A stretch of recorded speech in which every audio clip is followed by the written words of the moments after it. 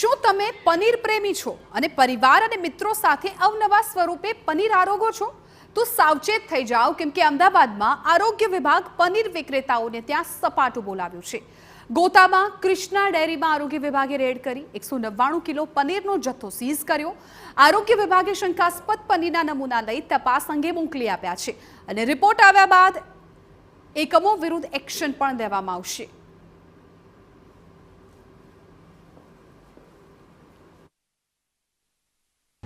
છેલ્લા 3 દિવસથી અમદાવાદમાં પનીરના 10 કિલોથી વધારે ઉત્પાદક કરતા હોય તેવા એકમો સામે ચેકિંગ કરવાની કાર્યવાહી હાથ ધરવામાં આવી છે, જેમાં 5 અલગ અલગ જગ્યાએ 500 કિલોથી વધુ શંકાસ્પદ પનીરનો જથ્થો વેચાણ અર્થે સ્થગિત કરવામાં આવ્યો છે। ગુજરાતમાં દિવસે દિવસે પનીરનું વેચાણ વધી રહ્યું છે અને એટલા માટે જ અમદાવાદ મ્યુનિસિપલ કોર્પોરેશન દ્વારા અલગ અલગ જગ્યાઓ પર પનીરનું ચેકિંગ હાથ ધરવામાં આવ્યું હતું। ગોતા વિસ્તારના આ દ્રશ્યો છે કે જ્યાં આવેલી જે કૃષ્ણા ડેરી છે તે કૃષ્ણા ડેરીમાં લગભગ 199 કિલો પનીરનો જથ્થો સીઝ કરવામાં આવ્યો છે।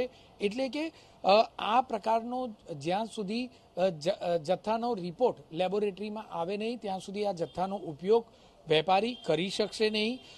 આ ઉપરાંત જોઈએ તો 2 દિવસમાં 2 એકમમાં 263 કિલો પનીરનો જથ્થો સીઝ કરવામાં આવ્યો છે। આ ઉપરાંત 3 એકમમાં 245 કિલો પનીરનો જથ્થો વેચાણ અર્થે સ્થગિત કરવા માટે હેલ્થ વિભાગની ટીમ દ્વારા સૂચના આપવામાં આવી છે।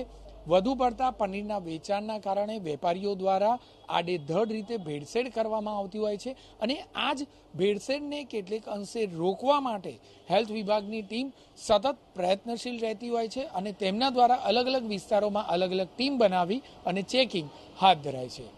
કેમેરામેન નિલેશ સાથે જિગ્નેશ પટેલ, TV9 અમદાવાદ।